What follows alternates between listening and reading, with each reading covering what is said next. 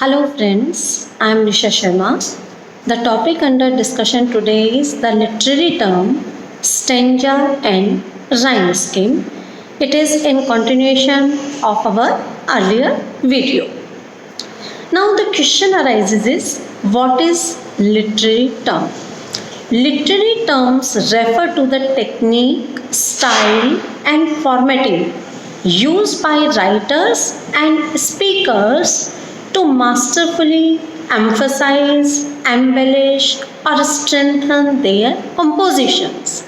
Literary terms can refer to playful techniques employed by comedians to make us laugh or witty tricks wordsmiths use to coin new words or phrases. With their carefully crafted speeches geared towards both logical and emotional thinking, they challenge our everyday modes of thinking. Literary terms also include powerful figurative language that writers use to summon emotion ranging from guilt to anger to bliss and to allow us to see the world in new and magical ways. Words can be arranged to give poems, songs, and prose alike rhythm and musicality. They can animate a story with such wealth of detail, character development, and action that as readers we are taken by a story and feel as if the people on the page are real. Literary terms have a wide range of application from the poet's beauty to the speaker's persuasion to the novelist's story development. And now we are going to discuss a very important literary term, stanza. How can we define a stanza? A stanza is a set of lines in a poem grouped together and set apart from other stanzas in the poem either by a double space or by different marks. Poems may contain any number of stanzas depending on the author's wishes and the structure in which the poet is writing. However, there are many strict poetic forms that designate the exact number of stanzas as we can see. In general, it's easy to think of stanzas in poems as being equivalent to paragraphs in prose. That is to say, that both stanzas and paragraphs contain related information while new thoughts and concepts become the next stanza or paragraph. In some poems, stanzas have regular meter and rhyme, though this is by no means a requirement for all stanzas in poetry. Now, we'll discuss the types of stanzas. While there are many dozens of obscure forms, here are a few common stanzas examples that are going to occur when we discuss our poems. First is closed couplet. Couplet is a stanza of two lines, usually rhyming together as in time and prime. Tercet. Tercet is a stanza of three lines. When a poem has tercets that have a rhyme scheme of A, B, A, then B, C, B, then C, D, C, and so forth, this is known as tarja rima. One famous example of this is Dante's Divine Comedy. Then quatrain. Quatrain is a stanza of four lines, usually with rhyme schemes A or AABB or ABBA or ABAB. Then there is cinquain. Cinquain is a stanza of five lines. Then sestine or sestate. Sestate is a stanza of six lines When discussing Italian sonnets, the appropriate term is sestet. The Italian sonnet form starts with an octave and is concluded by a sestet. The octave is a stanza of 8 lines, usually with the rhyme scheme ABBA, ABBA. Groups of stanzas in fixed verse form. Now there is sonnet. Sonnet is a poem with 14 lines. English sonnets have 3 quatrains with rhyme scheme ABAB and a closed couplet at the end. While Italian sonnet, which are also known as Petrarchan sonnet, are made up of an octave and a sestet. The rhyme scheme of octave is fixed ABBA, ABBA, and the rhyme scheme of sestet sometimes is CDE, CDE, or sometimes CDC, DCD, or some other variant. Next is villanelle. Villanelle is a poem with 19 lines consisting of 5 tercets and a final quatrain. Now, the question occurs, what is the significance of stanza in literature? Poets have been using stanzas in their works for thousands of years. Many religious texts and works are written with stanzas.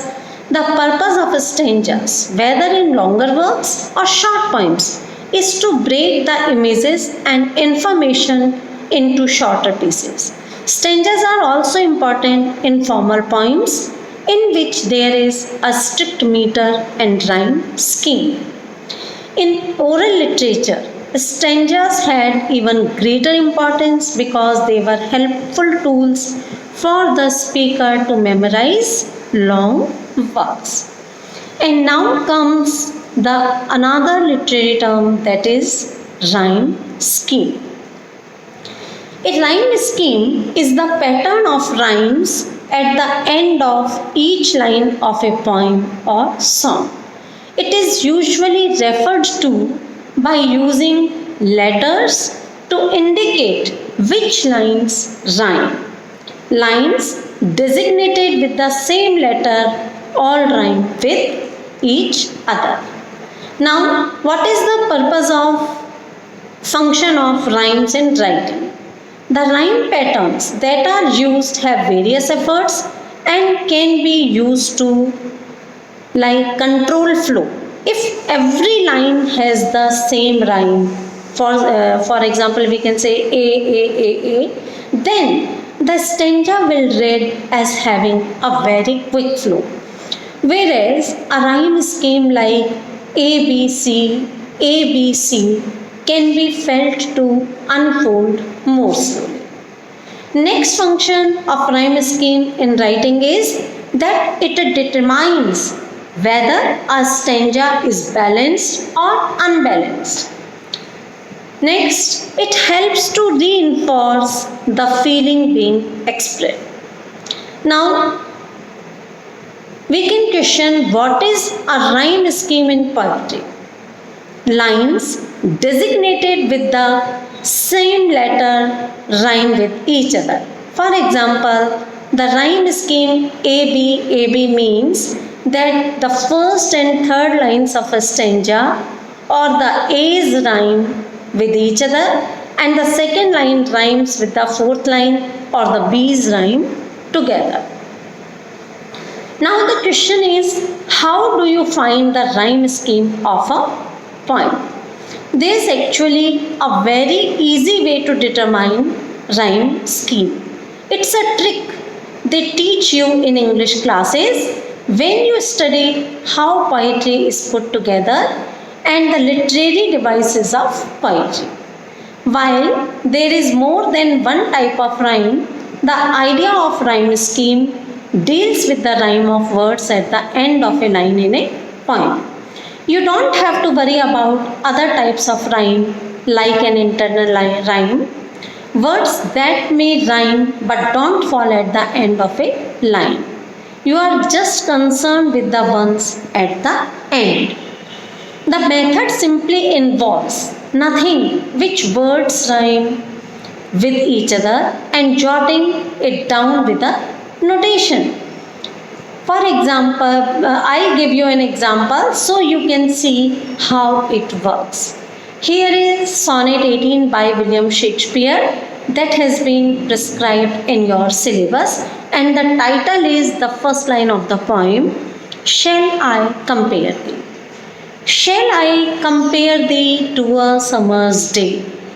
Thou art more lovely and more temperate. Here, the last word in the sentence is, in the first line is day, and in the second is temperate. Both of them do not rhyme. So we give A to line 1 and B to line 2. Rough winds do shake the darling buds of May, and summer's leaves hath all too short a day. May rhymes with day and date rhymes with temperate. So AB, AB. Sometime too hot the eye of heaven shines, and often is his gold complexion dimmed. And every fair from fair sometime declines, by chance or nature's changing course untrimmed. Here, shines and declines rhyme together, so we have put letter C before them. And dimmed and untrimmed rhyme together. But thy eternal summer shall not fade, nor lose possession of that fair thou owest, nor shall death beg thou wanderest in his shade, when in eternal lines to time thou growest. Here, fade and shade, they sound same, they rhyme together, and we have put E before them. And owest and growest rhyme same. So long as men can breathe or eyes can see, so long lives this, and this gives life to thee.